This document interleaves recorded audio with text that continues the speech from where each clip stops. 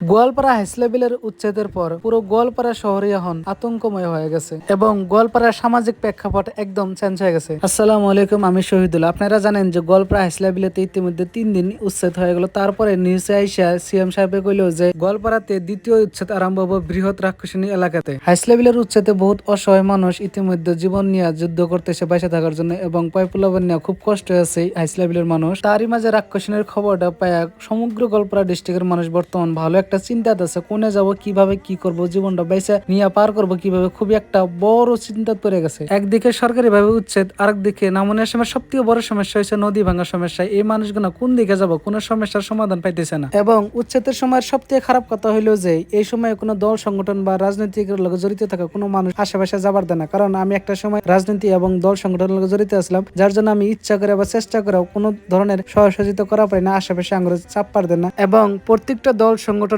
প্রধান ব্যক্তি নোটিশ জারি করছে যাতে আশেপাশে না যাওয়া পারে দল সংগঠনের কোনো ধরনের মানুষ। এবং সোশ্যাল মিডিয়ায় দেখলাম বিভিন্ন জনে দাবি করতেছে যে ভালো হয়েছে সরকারি মাটি বেদখল করে এইভাবে ঘর বাড়ি করে আছে, তার জন্য সরকার ভালো একটা পদক্ষেপ নিচ্ছে। কিন্তু আমি তা করে কই এই মানুষগুলো কিন্তু সংস্থাপন দেওয়াটা খুবই দরকার, কারণ এই মানুষগুলো ভারতীয়, তারপরে আসামের মানুষ, এই মানুষগুলো কিন্তু ভারতীয় নাগরিক হিসাবে সংস্থাপন পায় এবং বেঁচে থাকার অধিকার পায়।